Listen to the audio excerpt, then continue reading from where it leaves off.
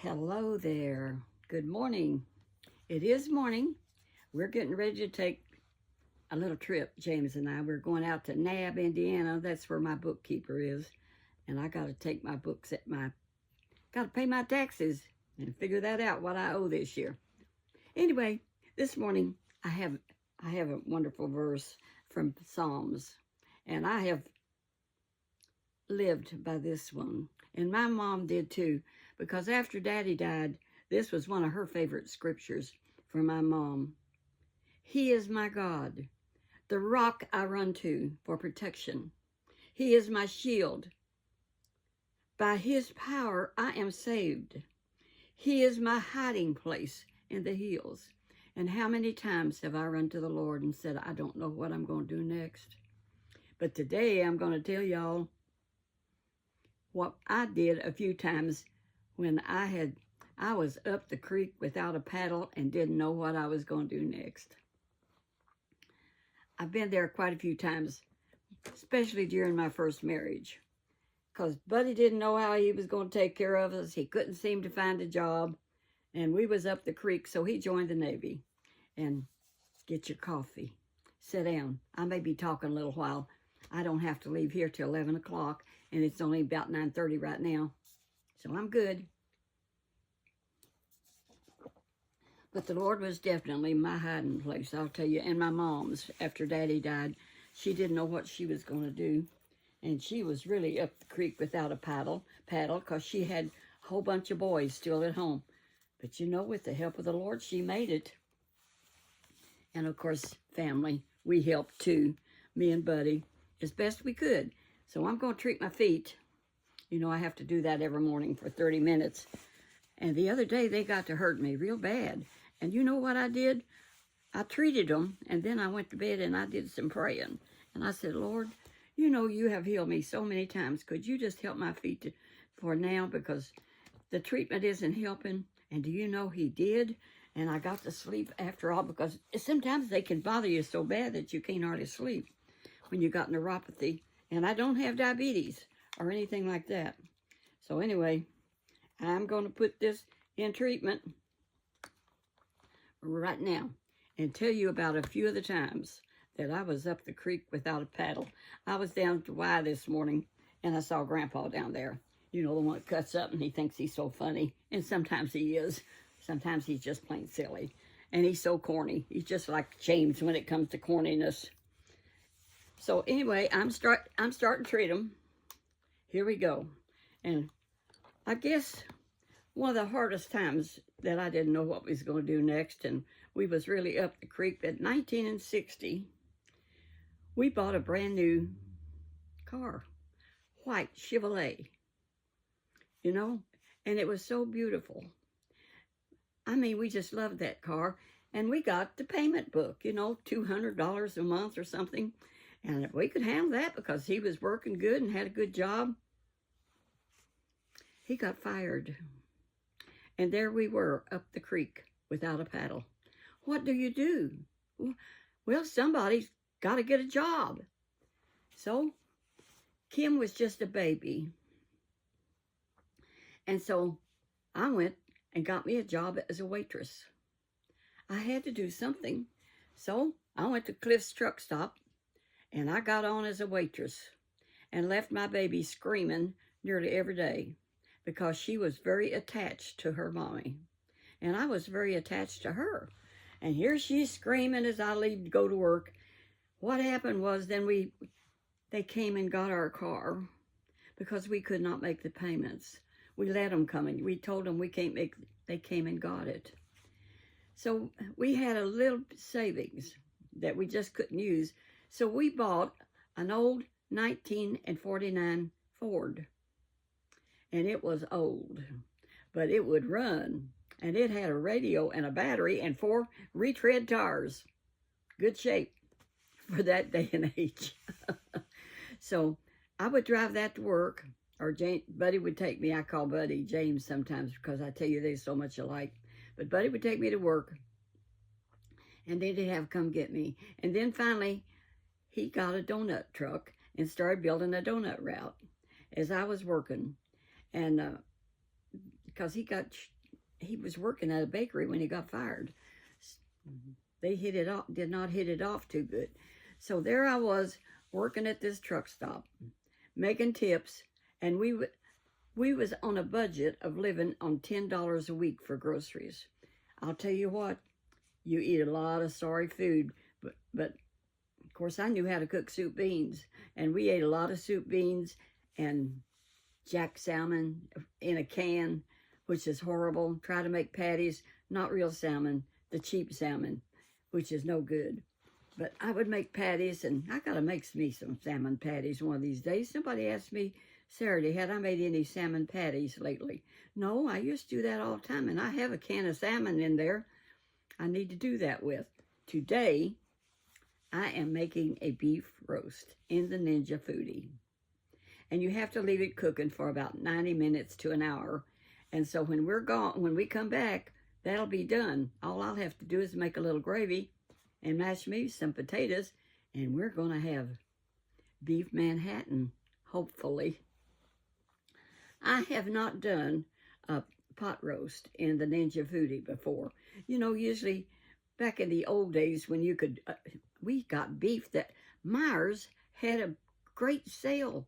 And I got hamburger like for $1.99 a pound. And I made a meatloaf the other day.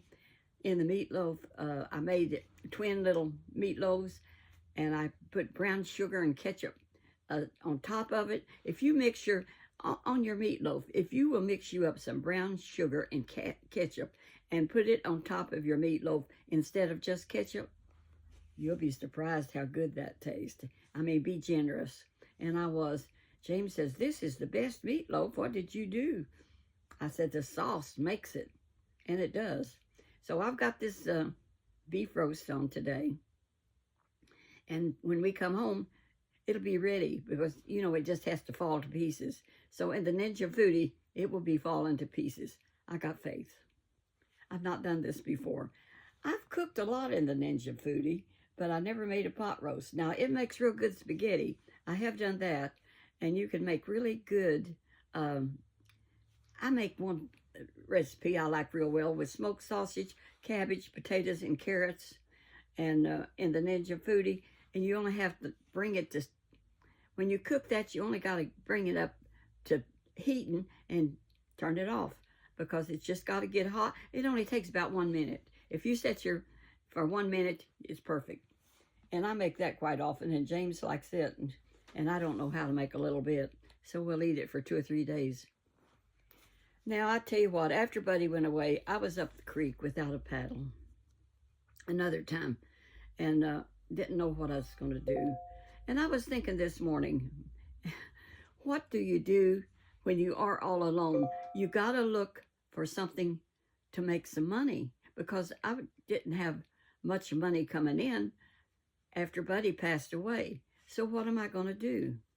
Well, I decided that I would go back to dog grooming and stay with it because I had did that some while he was sick. So I went back to dog grooming and I did real good. I started putting my signs up on the banks and here, there, and yonder, and I did good. I have rescued myself and Buddy a few times because I was thinking this morning, here I am, 91 years old. If I wanted a job, I would find one. If I needed the money, I would. And I told James, I said, you know what I could do? And I said this earlier. I could go out and get me a job set with some senior citizen. You know, I had a daughter-in-law, Floyd's daughter, was babysitting this little lady that was not real sick or nothing. She couldn't cook anymore or do anything. She was still mobile and still, you know, able to take care of herself. And they didn't want to put her in a nursing home. And they wanted somebody to be there all day long to just watch after her. Now, I could do that. And so she took that job, and they paid her $80 a day. And I was telling James about that, and he said back when his wife was real sick, I never met her. You know, it was after she was gone. But anyway, he hired a woman to come in and stay with her, and that's been 20 years ago or more. And he paid $100 a day for somebody to just stay with his wife because she had diabetes and a lot of problems. And she had bad problems. And anyway, that lady charged a hunt, and he said she was so wonderful to stay with Margie, and and that was her name, James's wife of 35 years or something. And he said she was such a blessing to my wife at that time. And of course, she later on got real sick and couldn't make it. She went on to heaven, and she was a good woman. And they were married a long time, but they never had any children. So they tried to adopt once, and it didn't work out. But they got Megan. One of the nieces by marriage on his wife's side had this little girl, and she couldn't keep her and take care of her because she was young, and she had this little baby out of wedlock, and she's beautiful, and now she's about 31 years old, so Margie had a little girl to raise. So when she retired from the office, she went full-time raising that little girl. That was the love of her and James's life, and James put her through school, and now she works as a medical technician, and she does great. So when you run into a brick wall and you're up the creek and you don't know what you need to do next, pray about it. Ask the Lord, what could I do? Now, like I say, one time, I went to work in that, I went to work at Cliff's truck stop, and here's all these truck drivers. And I was a cute little old girl, when Kim was born, I was 26 years, so I was about 27 years old. And so anyhow, them truck drivers were all flirts. And they was always saying, run away with me and I'll take care of you. And one of those waitresses that worked with me by the name of Cindy, and she had a couple of little kids. This truck driver was after her all the time, and he was adorable, good looking, and he was begging her to do that. And you know what? She went. Left her babies and everything. I couldn't believe it. The other waitress said, did you hear what Cindy did? She got in that truck and went with that truck driver. Left her husband and babies and everything. I couldn't believe it. I could not leave my babies ever for anything. But she did. And about 2 months later, she came back. But she spent 2 months with that guy. She came back. She got in touch with her husband and her kids, and she settled down. She decided she had left a good life, and she turned out, she got everything straightened out. So anyhow, when you get in a place where you don't know what to do next, another time I remember, this was a good one. I've been reminiscing this morning. We lived in a little old 2-bedroom house with a little back porch where I could put my washer and dryer. And cute little old house over on Silver Street. Excuse me, and we needed a bigger house. Well, my brother Tommy was working at Pillsbury, and he met this woman, excuse me, who had a 3-bedroom brick house, and it was too big for her, and she wanted to downsize. He said, I told her about your house and that you would like to move. Darn, you shucked. Clear it out, Lord. So anyway, he told me about her, and her name was Clara Bowman. She's already gone to glory. A lot of people have that we knew. But I met Clara, and Clara said, yes, I love your little house. And I looked at hers, and it's the one I live in now, except in the rear, because we put a little apartment on the back of it. And that was in 1963. And she said, yes, I would like to, because I just didn't know what we was going to do. We needed more room because we had 3 kids, and 2 bedrooms is rough. And plus, it had a floor furnace. And Kim, my baby daughter, she would take her shoes off, and she stepped on that floor furnace one time and got burned. And it was dangerous. And I couldn't afford to put a regular furnace in. So Clara said, okay, I want your house. So you know what? We went to the bank. We didn't have a real estate agent or anything. And we told them what we wanted to do. And I said, well, what's mine worth? And I said, well, $6,500, because it was just a little 2-bedroom. It's still there. They painted another color, and I don't like it, but I pass it quite often. So anyway, they got back with me later, and they said, that won't work. So there's where you're up the creek without a paddle. What do? I want that 3-bedroom brick house. I raised the price on my little 2-bedroom. So I went back and I said, I really want 7,500. And you know what? They said, that'll work. And me and the woman traded houses. And we just did it on paper. But here's where I run into it. The payment was going to run $44 more a month than Buddy was making at that time. Now, here I've got a little baby. I wasn't working at that time. He was working, and he was making enough money to keep us going. He had donut routes going, a donut route going. He got a truck, and he was doing okay to barely make it, and we had more than $10 to spend on groceries.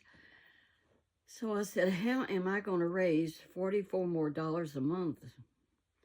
And I thought about it, and I thought about it. And I said, I know what I'll do. I'll babysit. I'll run me an ad, and I'll get me a little kid to keep, and I'll sure make as much as $44 a month. So that's what I did. We moved, and when the payment came due, I had me 2 little kids to keep. And I was making $15 a week on them. And you add that up for 4 weeks, that's $30 a week. We could buy a few more groceries. So when you're up the creek without a paddle, there's a lot of things sometimes you can do. And I ended up, at that time later, because the 3-bedroom brick was bigger, and I could babysit 4 little kids. And so I ended up with 4 little kids, and then I got state approval, and I could keep more, 6. And I built this room I'm in right here. I built this room on. I had met this other babysitter, and her husband was a carpenter. And so he built this room, and he paneled it, and he paneled it in brown paneling.